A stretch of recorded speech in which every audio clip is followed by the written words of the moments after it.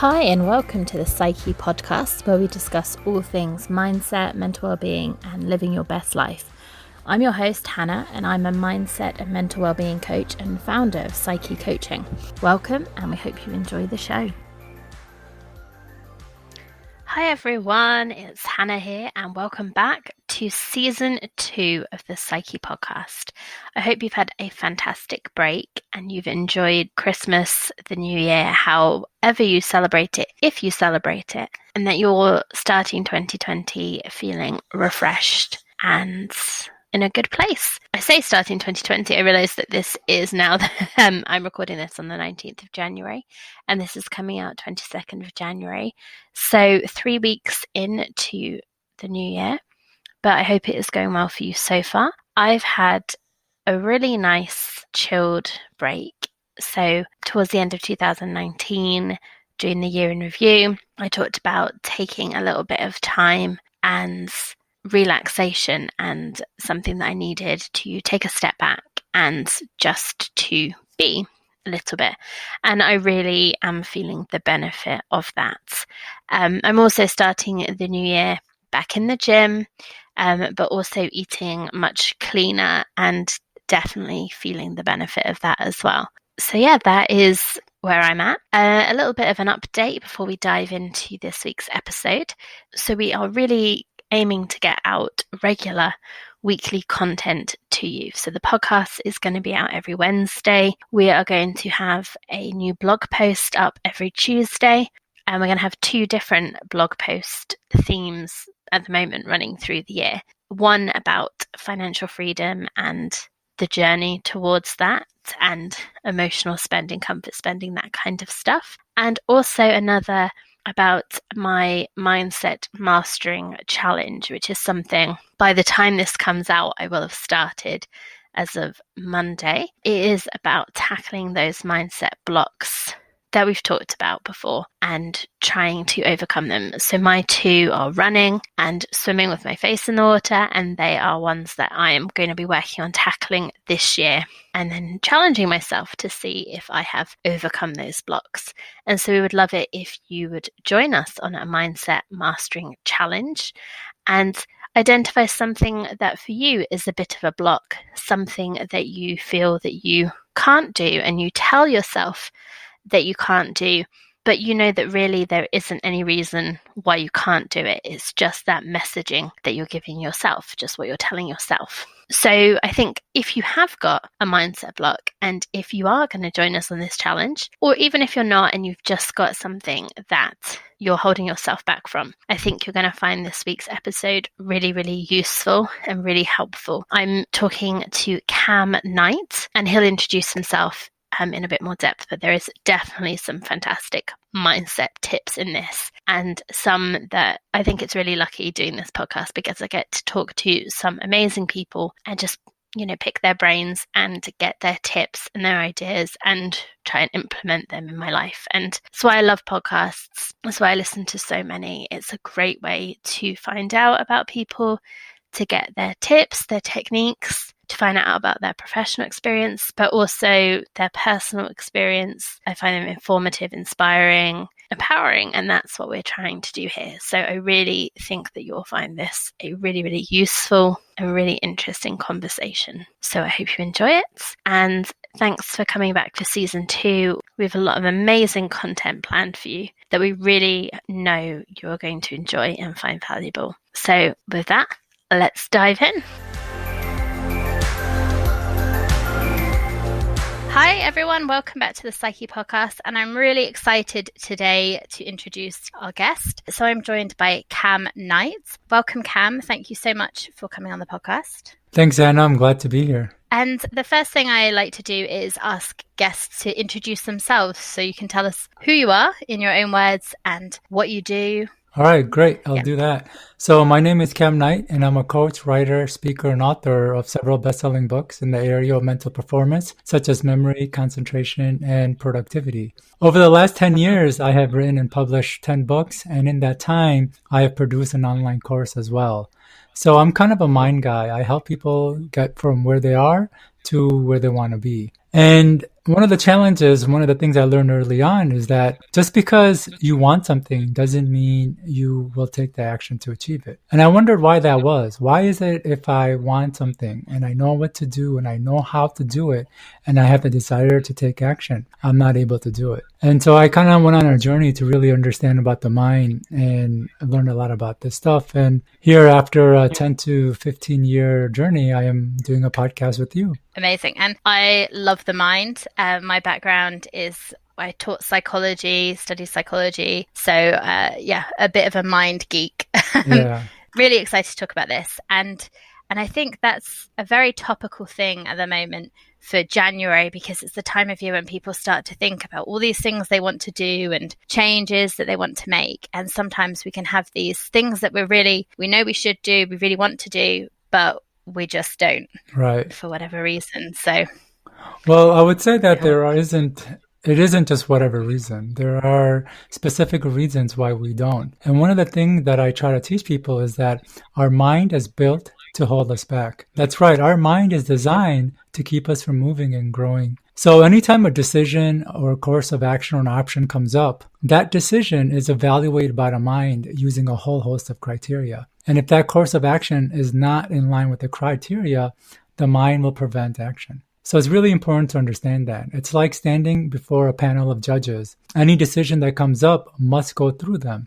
And if even one of the members is against the idea, it won't pass. So it doesn't matter how much motivation we have or how much we know about what we need to be doing. If the mind doesn't approve of it, we just won't be able to move forward. And I think that's can be really tricky, can't it? To if you're not sure consciously of those reasons why it's not passing those judges. And there's, I really like the way you describe it as mind mayhem. Yes. Yeah. I don't know if you can speak a little bit more about that. Well, there's a lot of activity going on inside our heads. You know, we have all sorts of thoughts running in and out. We have mental images flashing back and forth. And we also have all sorts of emotions and feelings coursing through us. The thing is, a lot of times that they're happening so fast and they're so fluid, we don't really realize the extent of the mayhem that's inside of us. And a lot of times, our thoughts, our mental images, as well as our emotions, they're vying for our attention. They're competing for the things in the external world for our attention. And for some people, that activity can be a lot more and a lot more intense. And it can almost be a mayhem that distracts us from what we're trying to focus on and do in the moment. And I think I definitely get that. I find sometimes I have lots and lots of ideas going around and then trying to focus them and actually achieve something. I might have a day where I feel really motivated. I feel like I'm going to get loads done. And I spend all this time thinking about all these ideas and I don't really achieve much because trying to channel that in some way can be quite tricky. Yeah, it is. And that's kind of one of the challenges of being human is we have, like I mentioned, our mind will do a lot of things to hold us back. There's many reasons why the mind will hold us back, but the way the inaction manifests, it isn't as apparent as we might think. So the mind has all sorts of manipulative tricks to keep us from moving forward. And one of the tricks is what you just kind of mentioned, having so much going on and not being able to hone in on one specific area to stick with long enough to do. So it's really important to be aware of the tricks that the mind uses. And that is one of them. Another trick would be that we go into a heightened state of preparation. So instead of spending all of our time taking action, we spend all of our time preparing to take action. We go into painstaking detail, figuring out what to do, how to do it, the right way to do it in the best moments. And we'll put all of our energy on the preparation part, but when it's actually time to take action, we don't. I think it's slightly different to that, but I guess a similar type of procrastination that we do is you've got something big to do and then everything else gets done first. So, well, I'll sit and write that when I've tidied the kitchen because that needs to be done. And so we create all these other things that we have to do first in order to do the thing that we should be doing. And that's actually a good point because that's another way inaction manifests. That's another manipulative trick of the mind is when we have something to do, we'll all of a sudden get so busy that we won't have time for that specific task at hand. And that busyness, it won't be random. It'll be deliberate. And we may seem like we just naturally have more to do or more on our plate. But the reality is the mind is finding ways to keep ourselves preoccupied. And so things that were never a big deal or a concern, all of a sudden become top priority. We have this insatiable urge to clean out the car, organize a closet, empty out the garage, or call our aunt that we haven't spoken to for years, even though we don't care to call her. And we won't be able to think about or do anything else unless the priority is handled. And I'm sure all of us have experienced those moments where we know what we need to be doing, but we can't pull ourselves away from something far less important. And this is how one of the tricks of the mind works, is to make us busy and drown out our immediate goal or immediate project on hand. And I do want to mention that what the mind is really doing is buying time, because we humans forget up to 80% of what we hear, see, and learn within a few hours of hearing, seeing, and learning it. So that's not a few months or a few weeks or even a few hours. It's just within a few days, but within a few hours. And so if the mind can keep us distracted with other things, then we'll more than likely forget the goal at hand. It's a cunning, sneaky thing. Yes. Our mind is very sneaky. Very sneaky. But I suppose it's, in a way, it's that protective thing, because I think as we were talking about that, for me, I think the things I put off, a lot of it is the fear. And that could be fear of it going wrong, fear of it going well, fear of change. And so I suppose my mind is protecting me from that unknown. So although when we're talking about it, it feels like it's sneaky, actually. Yeah. It's a protective thing, isn't it? It's totally a protective thing. First and foremost, our mind is designed to protect us and keep us safe. And so our mind isn't always operating within realm of reality. It has to make predictions of what's going to happen within reality. And if it believes that doing a certain thing is going to cause harm, whether it's emotional harm by being made fun of, whether it's physical harm by getting in an accident, or another kind of harm like losing our job or losing our income so we can't afford to pay our rent. We don't notice all of this processing going on, but the unconscious is doing it all the time. And if it believes that something is not safe and dangerous, then it'll try to keep us from moving forward. And it has all sorts of ways of doing that. The most immediate is by flooding us with emotions of fear. But now we live in a society where there's so much talk about getting over your fear, and there's so much motivational stuff to help us encourage our ability to move past fears. So then our mind resorts to other ways where it seems like we're still making progress, but we're not. So I suppose my having lots of ideas, when I think, I came up with so many ideas today, I was being really productive, but actually I'm not. Yeah. I'm not actually moving closer to my goal, but I feel like I am. Yeah. So, and that's one of the big tricks, is the mind will convince us that we're making enough progress without actually making progress. And preparation is one of those things where when we're preparing for a task or a goal to work on, we're actually working on the goal. So it seems like we're moving forward. But I want people to understand that preparation is only moving forward if you've gone past that step. Working out all the ideas in your head is only moving forward if you've gone past the working out the ideas and are actually taking action to realize those ideas. So with this podcast, I think I thought about it quite a bit, and a lot of, I can't have a podcast. And then, I spent a lot of time thinking about what it would be. And then actually just diving in and getting on with it. Yeah. You grow a lot. You learn a lot when you're actually doing it, and things develop as you go. But I could have spent a lot longer just sat there planning it and not doing anything. Yeah. So, and I've been there on both sides of it. Now I kind of do what you did with the podcast, where it's jump and build your wings on the way down. Whereas before I would plan some more. And what's really interesting thing that I would do is I would spend a lot of time planning and think like I put in a lot of effort and was making progress. So I tell myself, you know what? I deserve a break. And then I would step away from it for a little bit as I was forgetting all the things that I had been learning and the things I was doing. And then when I would get started up again, guess what? I had moved a few steps back. So I had to do a lot of the things that I'd already done. And then would plan, and think, hey, you know what? I've been doing a pretty good job, so I'm going to take a break again. And sure enough, I start forgetting some of the things I had learned, some of the things I had already done, and then I move a few steps back. And this forward and backward movement is another trick of the mind to keep us from moving forward. Because again, we seem like we're doing things and moving and taking action. And sure, we're taking action, but we're just not getting past the initial stages to get to the next level or the next plateau. And I think that we quite often have that sense of having to have everything planned before we take that jump, like you say. And that I like that, getting your wings as you've taken that jump. And the thing that came into my mind when you said that was this idea of skydiving. So when you jump out of the plane, you don't have your parachute up already. So you kind of take that jump, you free fall for a little bit, and then everything's fine. I mean, I've not skydived, but hopefully everything's fine. You enjoy it for a bit, and then the parachute opens, and but you have to take that leap first. And if you opened your parachute, if you had everything when you were in the plane, you wouldn't get out of the plane, actually, because I have done a bit of skydiving, and once you jump and things don't go well, you're instructed on what to do.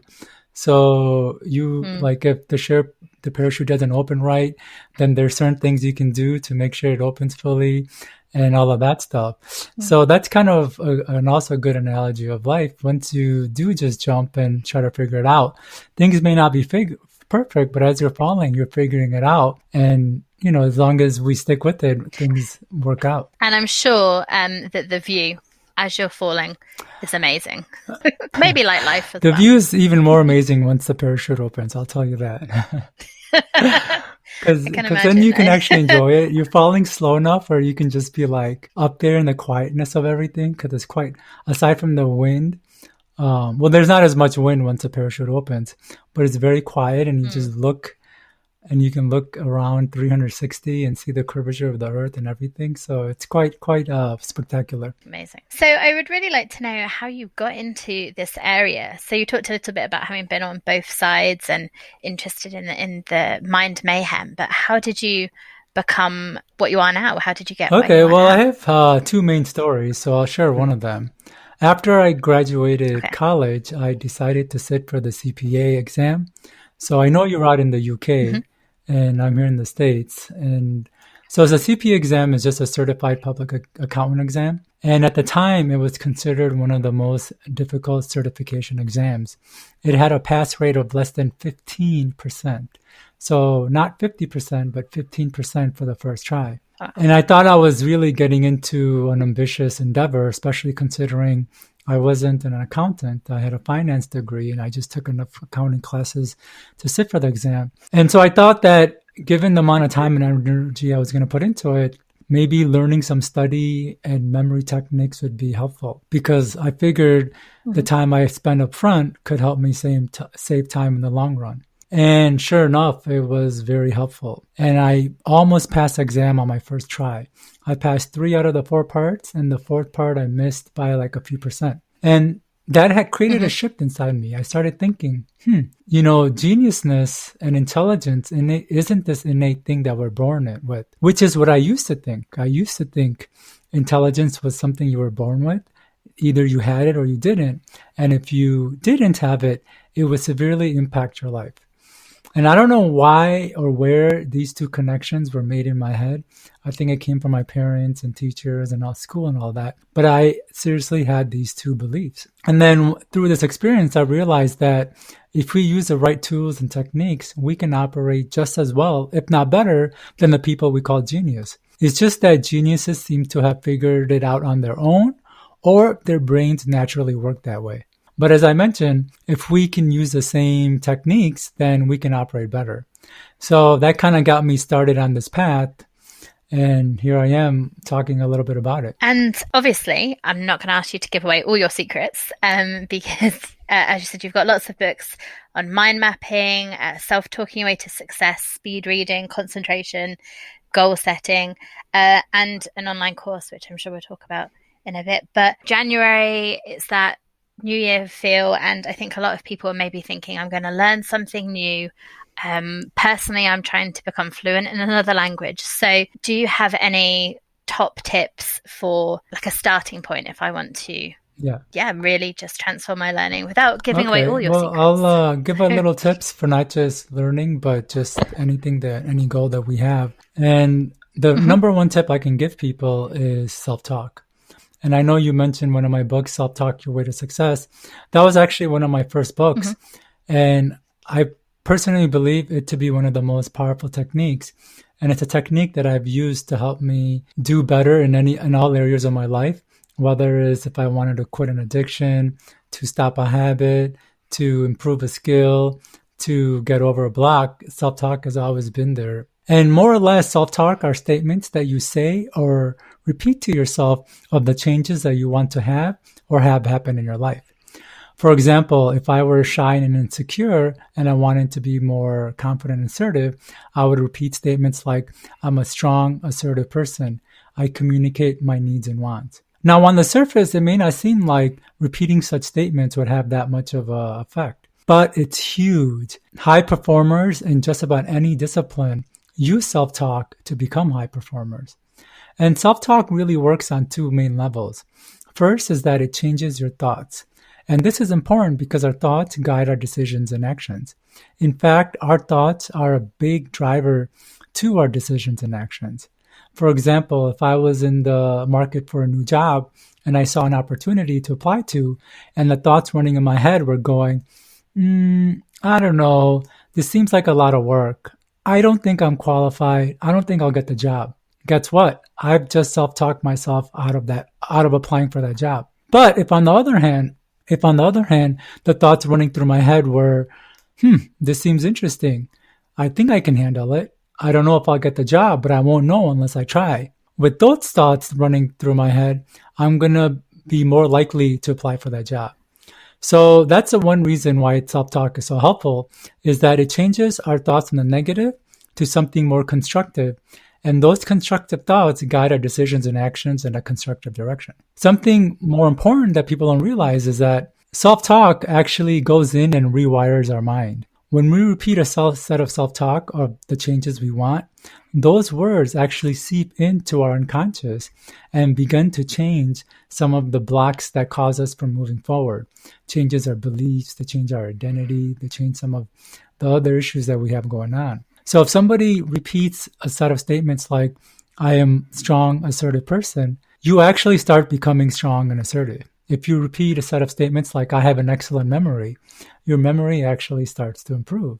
And so one of the most important things I can teach somebody is to create a set of 10 to 12 statements of the changes you would like in a specific area, and then repeat those statements 10 times daily. And those set of statements can be for any area. You were talking about learning, so you can create 10 statements about your memory, concentration, and learning ability. Like, I have an excellent memory. I recall any information I choose. I have strong power of focus. I focus and concentrate easily. I learn with ease. Setting that and doing it on a regular basis is going to have more of an effect than just about any other technique I can give. I think I'm just thinking back to teaching, and I suppose, if you're using more constructive self-talk, then you're going to see that progress. And I guess the reverse is true, unfortunately, as well. So a lot of students who would have those negative self-talks, like, I'm never going to get this qualification, I'm not good at this subject, and that is then going into their unconscious as well. And then that is shaping how they perform and how they feel about themselves, because that's the message they're giving themselves. And I think if that's what we believe within ourselves, then even if someone else is saying the opposite, it can be hard, can't it, to overcome that negative self-talk. Yeah, it's actually huge. When I tell people about self-talk and they don't really believe how important it is, I tell them that majority of the issues that they have likely came from the words in their life.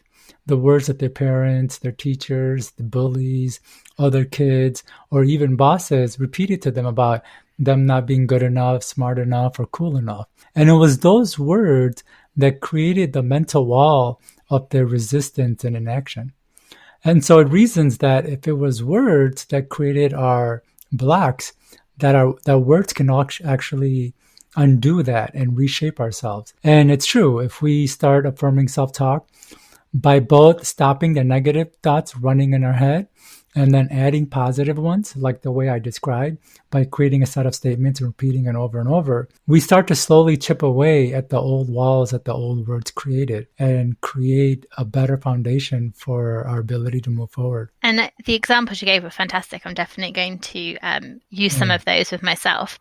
But I suppose you could create those positive or constructive affirmations regardless of what your goals. The typical January target that lots of people have is to get fit, isn't it? And make these healthy changes. And I suppose if you've had that cycle of trying to get fit and then the negative self-talk has held you back or the walls have held you back, you could create some of your own positive or constructive self-talk statements around being fit and healthy. Yeah. So you could apply it to whatever the area was that your goals were in. Exactly, 100%. So if somebody had a fitness goal, they could affirm statements like, I am strong and healthy, I am fit, I have a lean body, I look great, I feel great, I am taking steps to become more healthy. All of those statements that can apply into their 8 to 12 statement that they repeat on a regular basis. Excellent. And I think, that's probably something that a lot of people are thinking of at the moment. Although actually what's quite nice this year, I've seen more people who are saying, actually, I don't need a new me just because it's a new year, and maybe pushing back against what the media shows you about, getting in shape. So I think that's quite refreshing. Yeah, I think that's quite refreshing as well. And I think that segues into the second tip I can give people is to focus on the long term. If they're gonna set a goal, to pick a goal that they plan to stick with for the long term. And here's why. So when we compare ourselves to our animal counterparts, you'll find that we have a lot of similarities. And I'm sure you can agree, being a psychologist, that there's entire fields of psychology that are dedicated to understanding animal behavior so we can understand human behavior. But at the same time, there are some key differences. And one of the key differences is that animals come pre-programmed with a certain level of skills and abilities. They are born to do it. And because they're born to do it, they don't lose it. It's hardwired into their DNA. We humans have to learn everything, even how to walk and talk. This has many advantages because it allows us to learn more skills and adapt to more environments. But at the same time, it has a disadvantage in that sense that if we don't use a skill, we lose it. So there's a concept in personal development called use it or lose it. And to illustrate, I heard a story about this famous Australian football player, one of the best in the game. Once in an interview, he was asked if he could ask God one question, what would it be? And his response was, why is it that it takes weeks, months, and years to develop the body for peak performance, but it can be lost in mere days? So I don't know if he ever came to the answer, but more or less, our mind and bodies are complex systems. And like any system, they're constrained by resources and energy. So maintaining a fit body takes considerable amounts of calories and energy. And if we're not going to use the muscles, it doesn't serve the body to keep them, so they go away. The same thing with mental skills. It takes considerable amount of mental resources to maintain skills. And if we're not going to use it, the brain is like, well, I'll just put it to the side for something else. In fact, I don't know if you know, one of the biggest challenges for astronauts in space is muscle loss. because there's no gravity, our muscles fade away very quickly. In fact, NASA reports that an astronaut can lose up to 20% of their muscle mass in as little as 5 to 11 days. And that's huge. Wow. Yeah. That's a lot. Yeah. So the point I'm making is that either you're growing or you're regressing. There's no in between. There's no, I'll spend 3 months to learn the skill and keep it forever. There's no, I'll diet and exercise for 6 months and be thin for the rest of my life. That's not how the mind and body work. In fact, the quicker we pick up a skill or the quicker we achieve a goal, the quicker we're going to lose it. So the point I'm making is if we're going to spend time, if it takes time and effort to achieve something or to learn or develop a skill, it serves us to pick something we're going to stick with long term.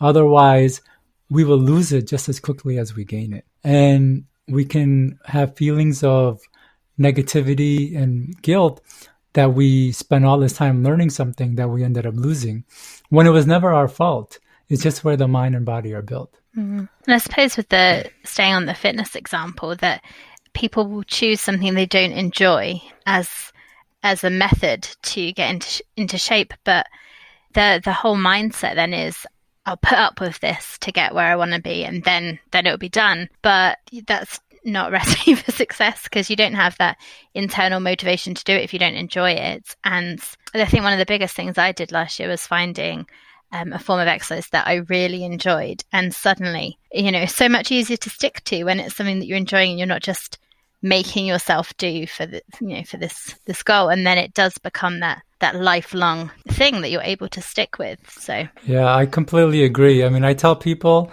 don't start a diet if you're not going to stick with it for the rest of your life. Because what will happen is once you stop, you'll start to regress and you'll lose all that you had gained. And what's the point of putting in all this effort to lose something? Well, then I think people get into that yo-yo cycle, don't they? Yeah. And so then they end up not only losing the weight they did, but actually going further backwards. Yeah. So yeah, I think there's a lot of mind stuff going on there that we could probably spend a lot of time talking about. Yeah, I do want to riff on the yo-yo cycle. I don't think people realize this, and it's really important. We can get caught in this yo-yo cycle, and it happens because we'll work hard to achieve something, and then we'll stop thinking we'll just keep or maintain it. And sure enough, we regress. And then we'll work hard to achieve something again, and then stop thinking we'll maintain it, and then we'll regress. But here's a problem that's really dangerous, is that this cycle can become a habit. And once it becomes a habit, we're trapped in the cycle. So one day we'll get inspired to go out and do something and make a change. We'll work on it enough, and then we'll stop and go back. And then we'll get inspired again, and then we'll work on it a little bit and then stop and go back. And now it's a habit we're caught in. So it's really important to not get in that cycle. And I think that's a really valuable thing to point out to people, that it is a cycle, because I think when you're in it, you just feel frustrated and you don't know why it's happening. But actually being able to recognize it is a cycle that you're in and that you need to break out that cycle in some way. It's not just about, I'm going to put that effort in, because that's part of the cycle. And I think becoming aware of it is one of the first steps to them being able to break it in some way. And yeah, I completely agree. And actually what you just said segues into the third point that I would like to make, which is it's actually a natural segue, is one of the key ways to break out of any cycle is to be consistent. Consistency is really important. And what consistency more or less means is showing up regularly, day in and day out, week after week, month after month, not starting strong for a few weeks and then stopping, and then picking up for a few weeks later and then stopping, and then hitting it strong for a month or two and then stopping. Life is not about how hard you work, but how consistent you are in your efforts. You can show up with mediocre effort regularly and get far greater results than bringing your A game intermittently. So getting out of this habitual cycle requires consistency, just showing up on a regular basis. And when things start to get tough, realize that we need that consistency to continue pushing forward. Otherwise, we'll start moving back. And once we start moving back, we'll get caught in that cycle. But if we just show up consistently, we can still move forward and break ourselves out of that cycle. Thinking about that consistency this year, so I got into CrossFit. That's the thing that works for me. And I have some days it's maybe an exercise that I find really difficult, or I'm really tired, but if I'm there, even if I'm not working at, my full potential, I'm doing something, and there's still going to be some benefit over just lying on the sofa. So no, I agree. I commend you for doing CrossFit. I think CrossFit is very challenging. It's not something for me. I'm a yoga guy. That's what I enjoy. So that's something that'll consistently get me into the studio to work out. But I do agree with what you had said, that although CrossFit can be tough, even though you go in on a day and don't hit it hard, it's going to be better than just not going in on that day. Even if you just come in with 50% effort just to remain consistent, that's going to help you much more than taking a break so you can hit it hard a week or two later. Yeah. And I suppose it's forming that new habit of, I go to CrossFit, that's what I do. And obviously, just a little caveat that obviously if I'm actually injured, that's a different thing. But if it's just that I'm a bit tired and I can't really be bothered, actually, I'll show up, and even if I go a bit easier, I'm there, I'm doing it, and I'm creating that new habit, which is getting me towards where I want to get to. Yeah. So, an injury is another interesting point that I wouldn't mind discussing just a little bit. Because if you are injured, you want to make sure that you do step back so you can heal yourself. But it's kind of interesting too. Injury is another way of our manipulative tricks manifesting. If the mind is trying to hold us back and none of its tricks are working, what I've noticed is that people will either get sick or injured. And it's the mind's last ditch effort to keep us from getting to the next level. So it's kind of an interesting paradox. And that's, I suppose, a tricky one, isn't it? Because you don't want to do lasting damage, but it's that sneaky brain again. Coming back in. Yeah. So I have a few questions that I ask everybody when they come on, and they tend to be about the mindset and mental well-being type thing, because they're my big things that I like to talk about. So the first one is, what always boosts your mood? Okay, there's one thing that consistently boosts my mood, and it's receiving an email or somebody finding me on social media and sending me a message saying, hey, I came across one of your books or your blog, and thank you very much for writing it. I've been struggling in my life with all these things, and I have read this or tried that, and nothing has worked. And when they give me that things, it's like, it makes me feel really, really, really happy, because it lets me know that my work and my efforts, aren't for nothing. Because it's a lot of work to do this kind of stuff, to writing a book and being consistent with the blog and going out and talking about the content. And some of the things I'm saying, I feel like not a lot of other people are saying it. So it takes a little bit of risk to put yourself out there to say something that's different or go against the norm. And when I get that validation, it makes me feel very ecstatic. So I really appreciate the feedback I get. And I suppose that maybe ties into the next one, which is about what makes life meaningful for you. So this is an interesting one.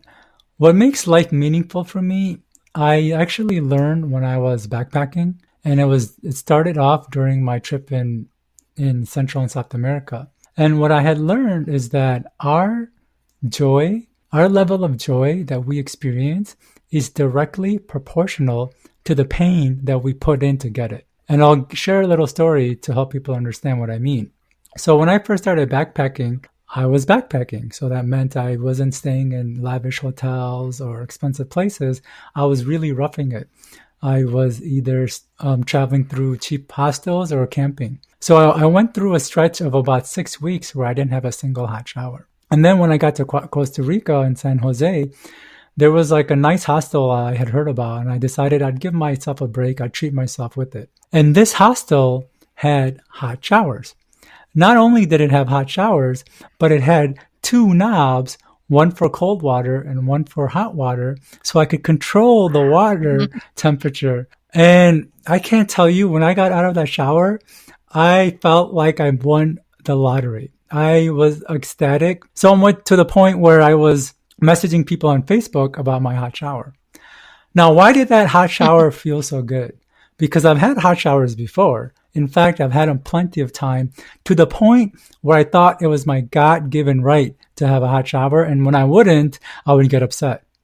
The reason it felt so good is because I went through the pain of 6 weeks of no hot showers, all cold showers. And when I finally got one, it was exhilarating.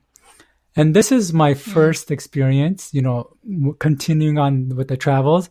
I had other experiences of doing something really hard, and at the end, I got this blissful joy. So what I learned is that our joy, there's a certain level of joy that we just can't experience as humans unless we have put work to get. So this has motivated me to kind of work harder, to work on goals that last longer, because the longer I stick to something, once I get there, the more exhilaration I'm going to feel. So that is what brings me joy now, is putting effort towards something and at the end feeling that really positive, good feeling. Where was your favorite place in South America? Colombia. Yeah, I could say that easily. I did 2.5 months in South America. We didn't go to Colombia, but we spent 5 weeks in Peru, and that was my favorite. But it's interesting. Maybe this is very British, but 2.5 months in South America, couldn't get a cup of tea. So when we flew to Australia, and there was English tea on the plane. It was like ecstasy, right? Yeah, it's like the best tea. Even airplane tea, not normally the best tea, but you're not complaining. But you had to go through 2.5 months of no tea to be able to enjoy that tea that you had on the plane, even though it was just mediocre. Yeah, and that's a very British example. Speaking of, so if you spent 5 weeks in Peru, where did you spend the rest of your time?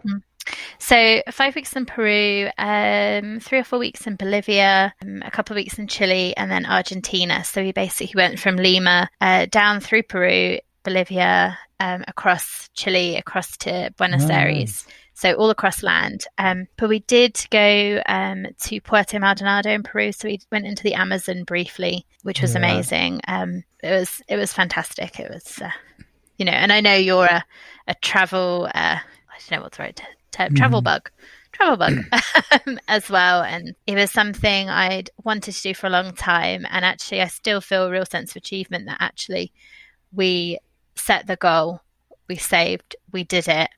I'd love to do more, but I think it's something I'd had that dream of wanting to do and just kind of thought, well, maybe it will never really come together. And wow, that's really cool. So, and the Amazon is really a special place, no matter where you see it, whether it's in Ecuador or Peru or Venezuela. Yeah, no, it was amazing.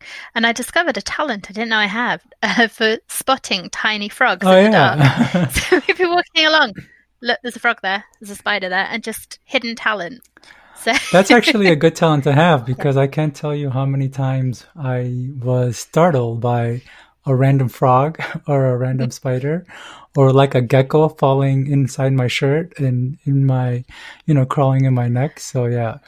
Yeah, there you go. Yeah. Special talent, spotting frogs in the dark. So joy and meaning are my big buzzwords. So I love that you've kind of used joy and pain in your meaningful example. And my other big thing that I talk about a lot is mental wellness. So I wonder if you could share what mental wellness means to you and how you look after your own mental well-being. Okay, well, this is an easy one because we talked quite a bit about it. Mental wellness, to me, means the thoughts running in through my head. And if we have negative thoughts, it's really going to affect our decisions and actions and take us in not the best direction. So I think it's really important for us to change the thoughts in our head to something that's more positive and constructive. So when I have negativity going on, I try to do my best to either stop it or replace it. It's not always easy. Like, I don't want to make it seem like it's easy, because when we're in our heads, we're in our heads. We don't realize we're thinking negatively. We don't become aware of it, and it can just run it. But if we can become more aware and disengage it as much as possible, that can make a really big impact and influence on people's life. And one of the key things that I do is every morning, I have a set of self-talk statements that I repeat to myself. So as soon as I wake up, not even get out of bed, but just wake up from sleeping, I go into my self-talk scripts that I have outlined for myself to have the goals that I want to achieve, in the short term or long term. And I find that has been really helpful in starting a day on the right foot. Do you find that yoga as well helps you get out of the thoughts and disengage from them? Because I find physical activity, if it's something, so I like yoga as well, and I like dynamic flow yoga. And maybe similarly with CrossFit, if I'm doing something physically taxing, I can't be in my head because I have to focus on what my body's doing. So I find that if I'm caught up in that, all that mental talk and that mental chatter, doing something physical and bringing myself out of my head into my body really helps. So I wonder if yoga helps you in that way. Yes, it definitely helps me, especially if it involves doing postures, performing postures or holding postures that require tremendous amounts of mental focus, because you can't really focus when you have negative thoughts going on.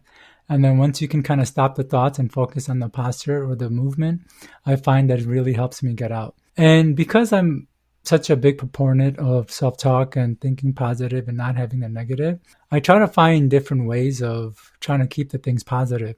One thing I recently learned from a new friend I met, she says if you're singing and humming, then it's harder to have those negative thoughts. So if you become aware of the negative thoughts, or you see your mood kind of shifting in a bad direction, just start singing or humming, and that can also disengage it, so it brings you back out. Yeah. Amazing. I'm just going to be going around singing to myself now.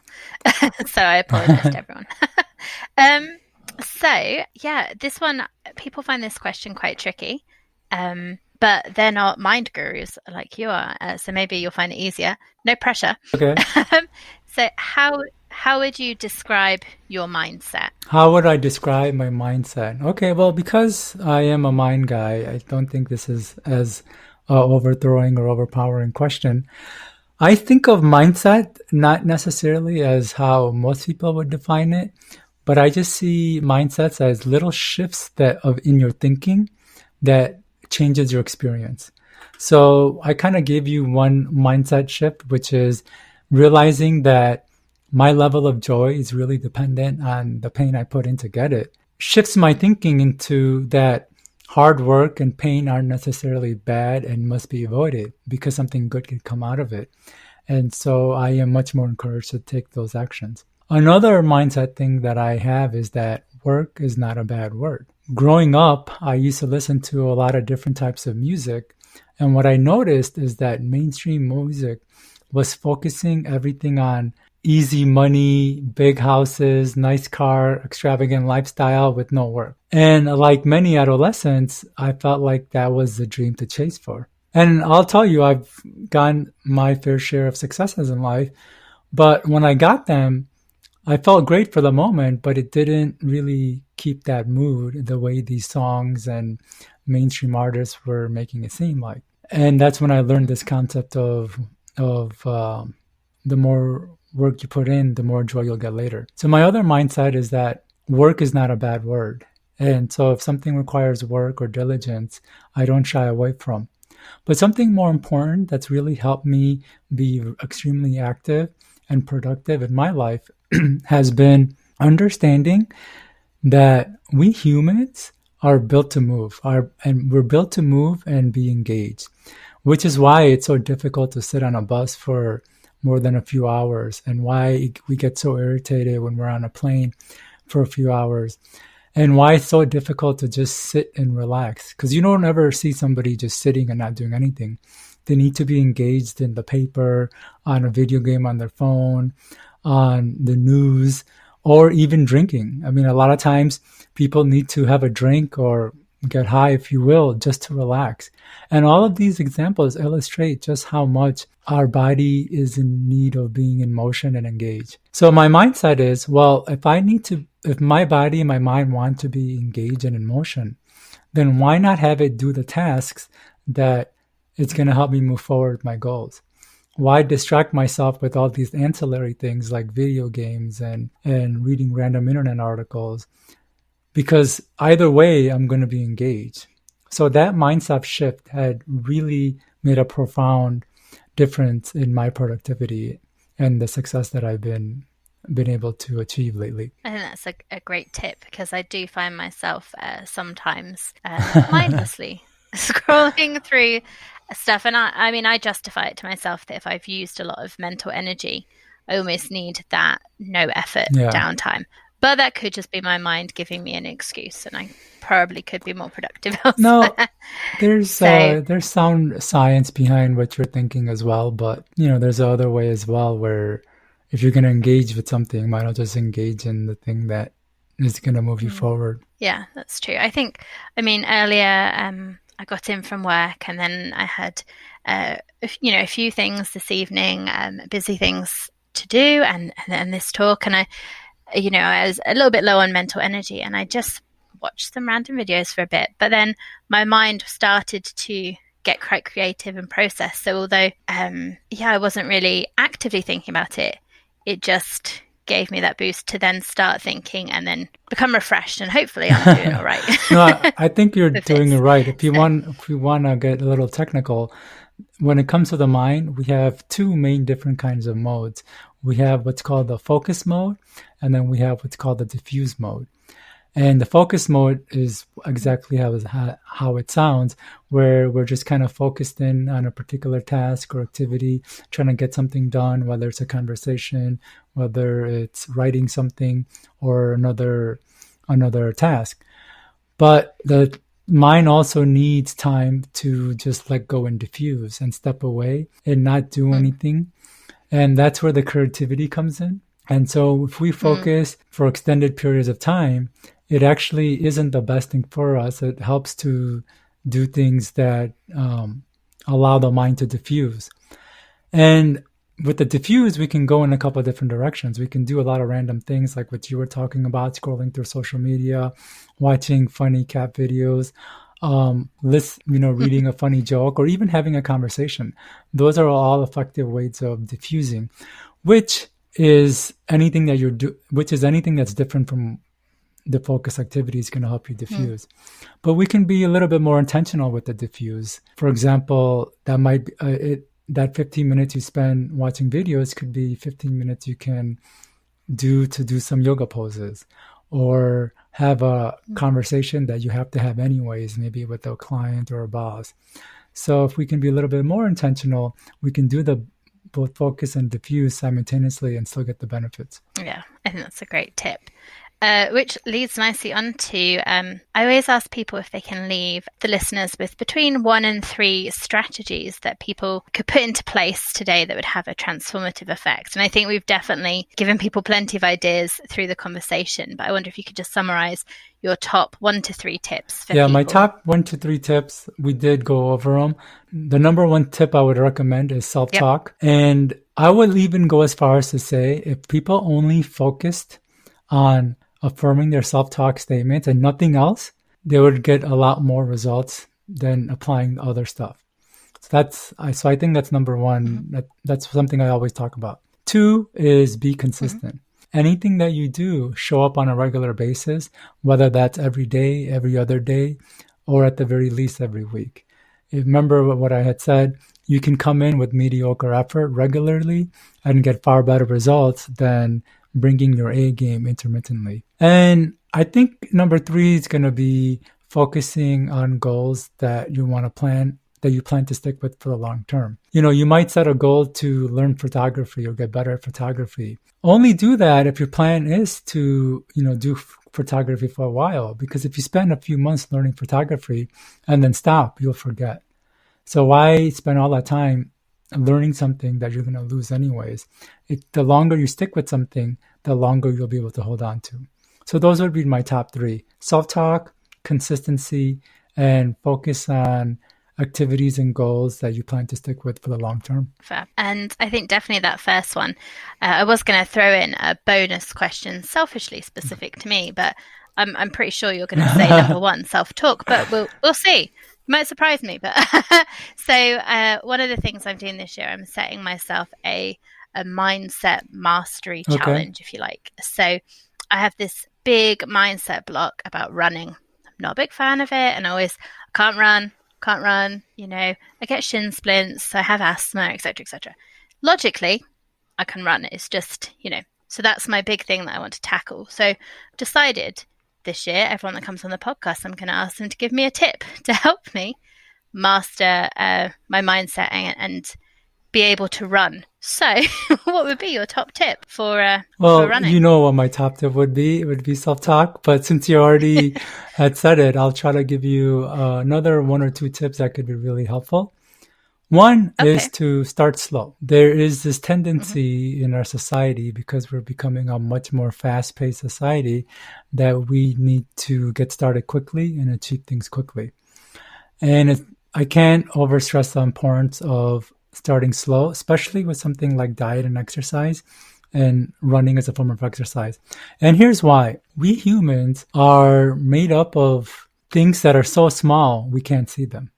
We're made up of billions of molecules that come together to form cells. And those billions of cells come together to form more complex parts of our bodies, like our tissues.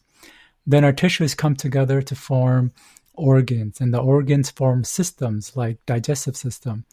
And through all that is how we become humans. And over time, each of those cells and tissues and organs, they line up a certain way to give us the energy and ability to operate the way we are. It might not be the most healthy, it might actually be painful, but they were lined up a certain way to do that. And when we change too quickly, it disrupts that.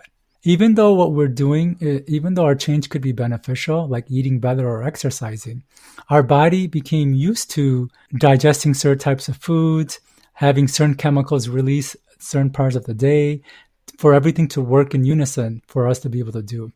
But once we start changing that, then it creates this big disruption. And we may be able to hold on to the change for a little bit, but eventually we snap back to our old ways. But if we can start slower, then we don't create such a shock, and that system has enough time to make the adjustments to gain the nutrients and emotions or whatever it needs from our new activity. So I would say, if you haven't run in a while, start walking first. Maybe for a week or two, just walk a few blocks. Then the next week, add 2 more blocks to that.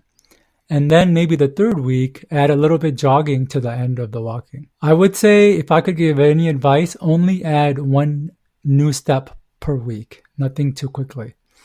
And then you'll be able to get into the running and stick with it, and it won't be as difficult as it might be if you try to kind of go full force and full hog. I think that's a really good tip, because I think if I went and tried to run a couple of miles now, I wouldn't be able to, and then it would be really demoralizing, and in my head it would be this really difficult thing. But like you say, those smaller steps and building up of the walking and the jogging, that already, it sounds like I could do that, and then you're building in that success as well, that, oh wow, I achieved it, what can I do next? Whereas if I'm going to run 5 miles today, the chances of me achieving that are very slim. Exactly. And a lot of times we don't realize, but everything can become a habit. Even our patterns of like being able to go outside to go for a jog. So maybe you could run for an extended period, but you just don't have the habit of getting ready and going out and doing it. And so when you start slow, like for the first week, just going out for a walk, you're building that habit of just getting yourself outside, right? And then the next week, when you walk a little bit longer, you're building your habit of going outside and doing that walk. And that's going to help more to help you stick with the running when you do start running, because you could be doing well with the running, but you just don't have the necessary habits in place to be able to get yourself ready and do that run. And going slow like this helps you develop these habits that we don't even think about, but that are necessary to keep us in a new goal that we're trying to achieve. And that habit, like you said there, for going out and walking, it's that consistency that you were talking about earlier, isn't it? That even if it's not a run, it's a walk with a bit of jogging, consistently, I'm doing that thing, and that's then forming a new habit, rather than just sitting on the sofa saying, oh, I can't run, because which is a habit as well. Yeah, so thank you for that. So and I'm definitely going to be self-talking, maybe singing to myself as I run around the block. Self-singing, that's probably brilliant. I think we're onto something with the new technique here that no one's talking about. Self-singing, I like that. Yeah, self-singing. Yeah, sorry for the neighbours. And then the last thing I normally ask people is, to share how people can connect with you online if they want to find out more, if they'd like to use, do your course? Maybe if you could tell us a little So bit I've about got there's a few different ways people can connect with me, and there's a few different services I offer. I do coaching, so if people were interested in coaching, they can email me at cam@mindlily.com, mindlily.com. And then also I have my website where they can find out about my books and courses and my blog and other information. And that's just mindlily.com, mindlily.com. And most recently, I did write, narrate, and produce an online course called Double Your Productivity in 30 Days. And when people hear the word productivity, they think making more money or getting more work done at the job or at the office.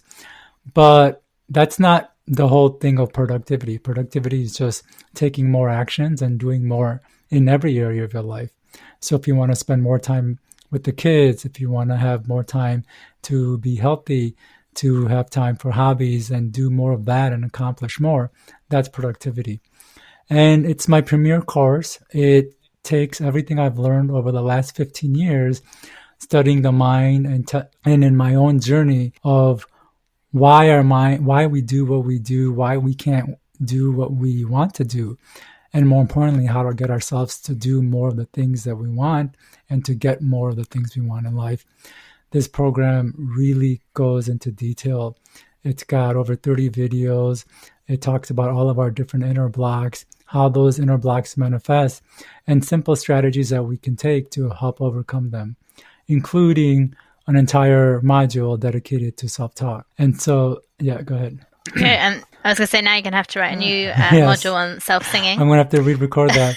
But I forgot to mention, they can get that at mindlily.com/productivity. Brilliant. And are you on social media as well? I don't do too much social media because it's a big distraction for me, but they can connect with me on LinkedIn, Facebook, and Instagram under my handle, Kam Knight. Kam_Knight or Kam Knight. Brilliant. And I can put links in the show notes so that would can be great. Access them from there as well. Thank you so much, Kam, for coming on. I found this, like I said, I'm a mind geek, so really enjoyable, but also really, really useful. And I've got some strategies I can take away for learning, for fitness, for my running. So yeah, I've just found it really interesting and really useful. So thank you so much. Yeah, no problem, Hannah. I'm glad that was on, and it was fun chatting. And hopefully you and your listeners will find some of this useful.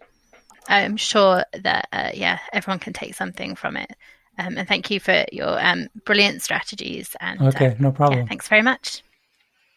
So thanks again to Kam for joining us for this first episode of season 2. And I hope you've had some useful takeaways from that you can use and to really think about that self-talk, that self-dialogue that's going on. It's definitely something that I'm going to be focusing on as I start trying to run, because my current self-talk is very much, I'm bored, this hurts. And I say this hurts a usual exercising way, not in a actually doing damage, but it's about challenging yourself. And my self-talk at the moment, my message is I don't like it, so I talk myself out of it. So I'm definitely going to be working on some more positive affirmations, some more positive self-talk to get me around the block, and who knows, possibly become a runner. So thank you for joining us again.